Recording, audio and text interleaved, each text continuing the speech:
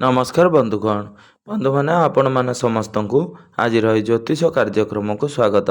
आज ज्योतिष कार्यक्रमटी वृष राशि व्यक्ति विशेष मान बहुत गुरुत्वपूर्ण अटे, बहुत ही खास अटे।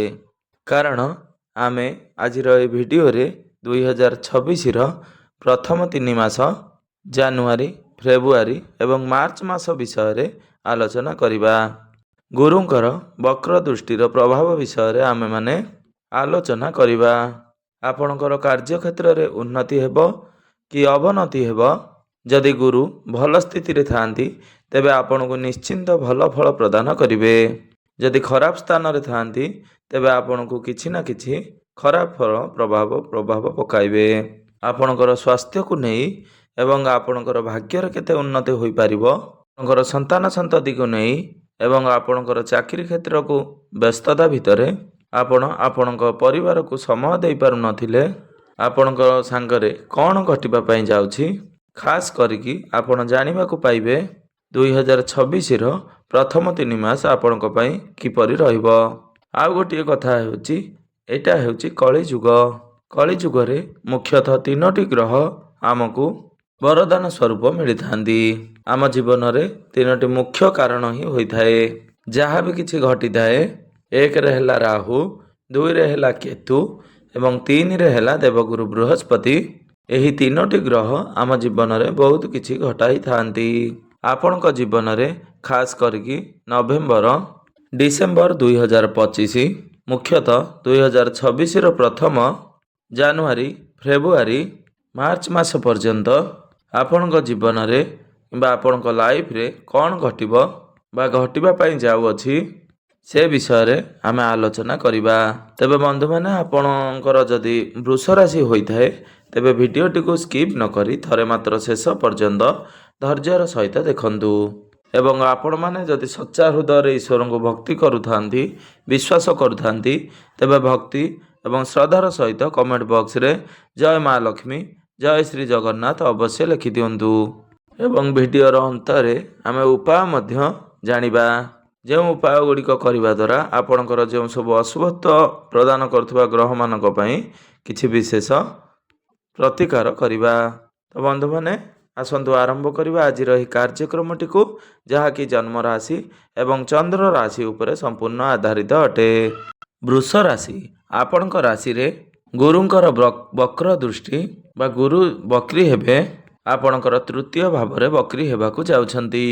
वक्र दृष्टि आपणकर मुख्यतः सप्तम भाव को पड़ुछि, जेउठी कि आपणकर वैवाहिक जीवन को बुझाए किंबा आपणकर व्यापार वाणिज्य को मध्य बुझाए। एवं तांकर वक्र दृष्टि आपणकर नवम भाव अर्थात आपणकर भाग्य भाव उपर को पड़ुछि। तो बंधु माने आमे जहाँ भाभी थाउ बा आमर अधूरा स्वप्न जोटा आमर थाए गुरु ताहा निश्चिंत भाव रे पूर्ण करिथांती एवं लाभ मध्य देइथांती एवं से उच्चस्थ मध्य होइथांती एवं आपणकर एकादश भाव उपर को मध्य वक्र दृष्टि पड़िबो, आपणकर लाभ भाव उपर रहिबो। तो बंधु माने आसंतु विस्तार भाव रे यह आलोचना करिबा। आपण बुझि नियंतु जे तृतीय गृहटी कौन होइथाए। तृतीय घरे रहिले गोटे घर पछकु मध्य फल देइथांती। तो आपणक राशि रे द्वितीय घरर फल आपन को प्राप्त हेबो। तृतीय भावटी होइथाए आमर कॉन्फिडेंट रो साहस पराक्रम स्ट्रेंथ रो मो लाइफ प्रति मो मैरिड लाइफ प्रति मो कैरियर प्रति सब उपरे स्ट्रेंथ उपरे निर्भर करे एवं आपणकर पड़ोसी कुटुंब उपरे एवं आपणकर सान भाई भौणी उपरे बुझाई थाए एवं आपणकर निजर कम्युनिकेशन को नहीं मध्य प्रोत्साहन करिबा आपणकर तृतीय घर रु देखा देई थाए। एवं 3 डिसेम्बर को एही द्वितीय ग्रह को गुरु मध्य आसुचंती। 2026 11 मार्च पर्यंत तृतीय घर आसी द्वितीय गृह रे रहिबे।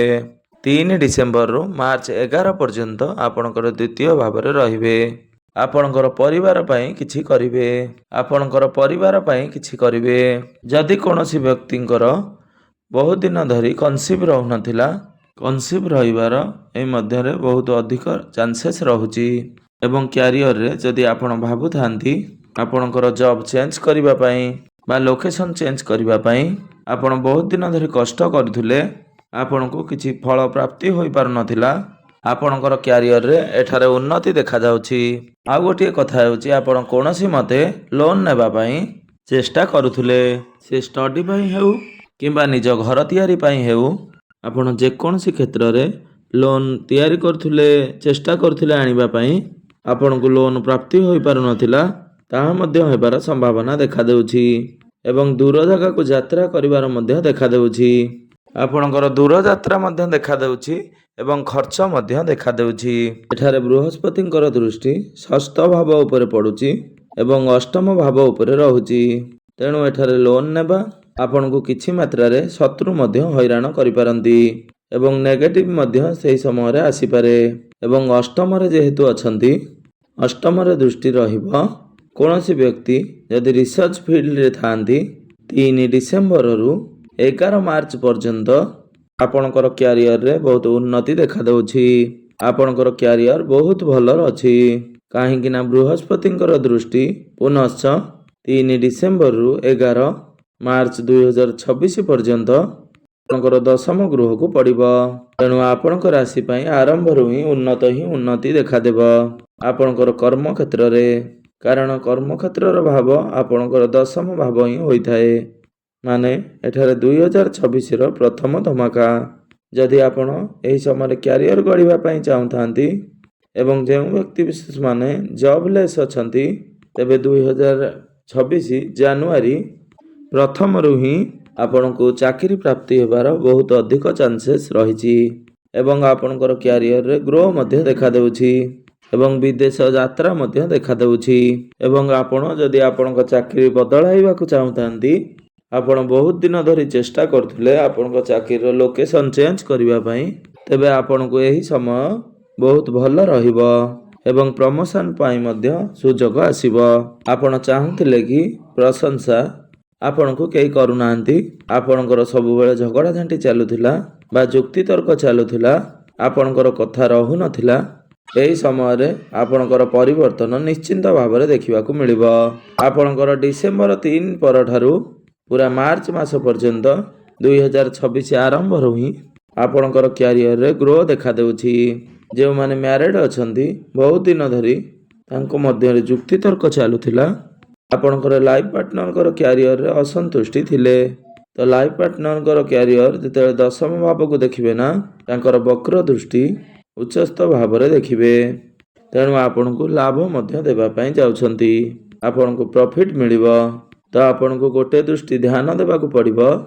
ଆପଣ କେଉଁଆଡ଼େ ବାହାରକୁ ବୁଲାବୁଲି କରୁଛନ୍ତି, ଅଧିକ ଥଣ୍ଡା ଲାଗିବାର ସମ୍ଭାବନା ଅଛି। କୌଣସି ଇନଫେକ୍ସନ୍, କୌଣସି ଲିଭର ଜନିତ ସମସ୍ୟା ଏସବୁ ଦେଖାଦେଇପାରେ।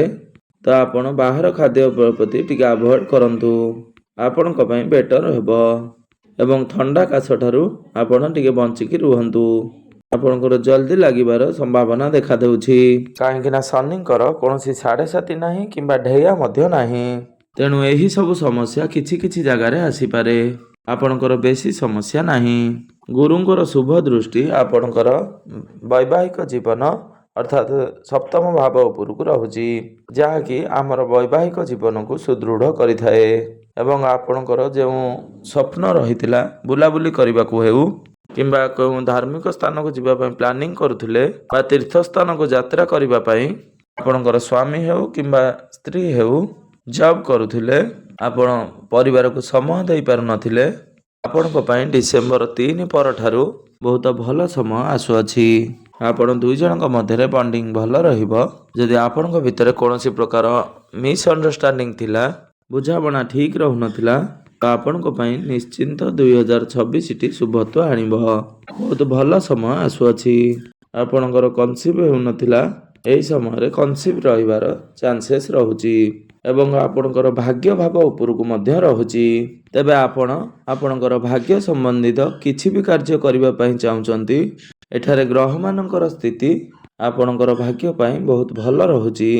ଆପଣ ଜମି ରିଲେଟେଡ୍ ହେଉ, ଆପଣଙ୍କର ଭାଗ୍ୟ ସମ୍ବନ୍ଧିତ କିଛି ବି କାର୍ଯ୍ୟ ହେଉ, ସେୟାର ମାର୍କେଟ ହେଉ, ଷ୍ଟକ୍ ମାର୍କେଟ ହେଉ କିମ୍ବା ଟ୍ରେଡିଂ ହେଉ, ତ ଆପଣ କୌଣସି ନା କୌଣସି କ୍ଷେତ୍ରରେ ଇନଭେଷ୍ଟ କରିଥିଲେ, ସେଥିରୁ ଆପଣଙ୍କୁ ଲାଭ ପ୍ରାପ୍ତି ହେବା ପାଇଁ ଯାଉଅଛି।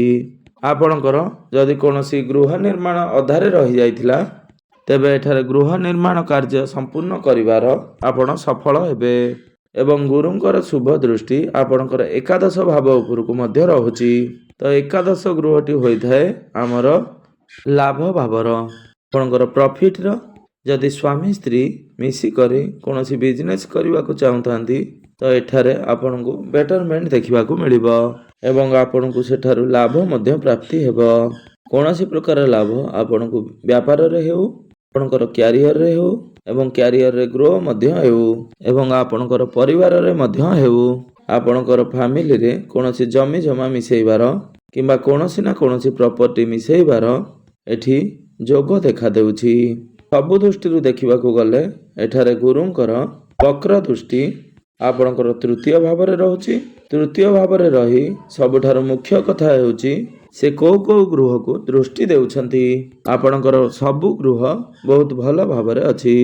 ଆପଣଙ୍କର ସପ୍ତମ ଭାବକୁ, ଆପଣଙ୍କର ନବମ ଭାବକୁ ଏବଂ ଆପଣଙ୍କର ଏକାଦଶ ଭାବକୁ।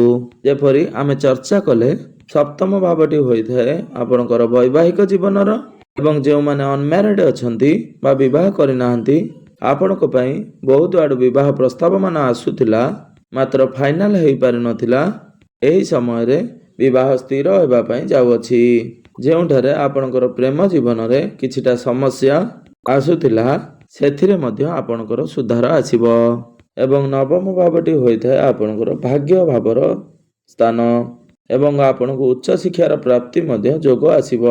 ଯଦି କୌଣସି ବ୍ୟକ୍ତି ବିଶେଷ ମାନେ ଉଚ୍ଚ ଶିକ୍ଷା କରିବାକୁ ଚାହୁଁଥିଲେ ବା ବାପାଙ୍କ ସମ୍ବନ୍ଧିତ କୌଣସି ଦୋଷ ଥିଲା, ଆପଣଙ୍କର ପିତା ପୁତ୍ର ଭିତରେ ପଡ଼ୁନଥିଲା ତ ସେଠି ମଧ୍ୟ ଆପଣଙ୍କର କିଛି ନା କିଛି ସୁଧାର ଆସିବ ଏବଂ ଆପଣଙ୍କର ପିତାଙ୍କର ସ୍ୱାସ୍ଥ୍ୟରେ ଯଦି କିଛି ଖରାପ ଥିଲା ତେବେ ପିତାଙ୍କର ସ୍ୱାସ୍ଥ୍ୟରେ ମଧ୍ୟ କିଛି ଉନ୍ନତି ଦେଖିବାକୁ ମିଳିବ ଏବଂ ଏକାଦଶ ଗୃହଟି ହୋଇଥାଏ ପ୍ରଫିଟ୍ର।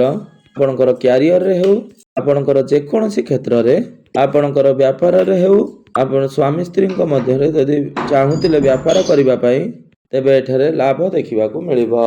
ତ ବନ୍ଧୁମାନେ ଏବେ ଆସନ୍ତୁ ଜାଣିନେବା କିଛି ବିଶେଷ ଉପାୟ ବିଷୟରେ ଯେଉଁ ଉପାୟ ଗୁଡ଼ିକ କରିବା ଦ୍ୱାରା ଆପଣଙ୍କୁ ବହୁତ ମାତ୍ରାରେ ଲାଭ ପ୍ରାପ୍ତି ହେବ ଏବଂ ଆପଣଙ୍କର ଭାଗ୍ୟରେ ଉନ୍ନତି ହେବ। ଯେଉଁ ଗ୍ରହମାନେ ଆପଣଙ୍କୁ ଅଶୁଭତ୍ୱ ପ୍ରଦାନ କରୁଥିଲେ ତାଙ୍କର କିଛି ମାତ୍ରାରେ ପ୍ରତିକାର ସ୍ୱରୂପ ଆପଣ ଶୁକ୍ରଙ୍କର ବୀଜ ମନ୍ତ୍ରର ଜପ 108 ଥର ଅବଶ୍ୟ ଜପ କରନ୍ତୁ ଏବଂ ଆପଣ ପ୍ରତ୍ୟେକ ଦିନ ହନୁମାନ ଚାଳିଶାର ଜପ ଅବଶ୍ୟ କରନ୍ତୁ ଏବଂ ସକାଳ ସନ୍ଧ୍ୟା ବେଳେ ଆପଣ ଗାୟତ୍ରୀ ମନ୍ତ୍ରର ପାଠ ଅବଶ୍ୟ କରନ୍ତୁ। ଆପଣଙ୍କ ପାଇଁ ନିଶ୍ଚିନ୍ତ ଭାବରେ ଶୁଭମୟ ହେବ। ତେବେ ବନ୍ଧୁମାନେ ଆପଣଙ୍କର ଜୀବନ ମଙ୍ଗଳମୟ ହେଉ ଏବଂ ଏହି ନୂତନ ବର୍ଷ 2026ଟି ଆପଣଙ୍କ ପାଇଁ ସୁଖମୟ ହେଉ, ଏହା ହିଁ ଈଶ୍ୱରଙ୍କ ନିକଟରେ ମୋର ଏତିକି ପ୍ରାର୍ଥନା। ଧନ୍ୟବାଦ।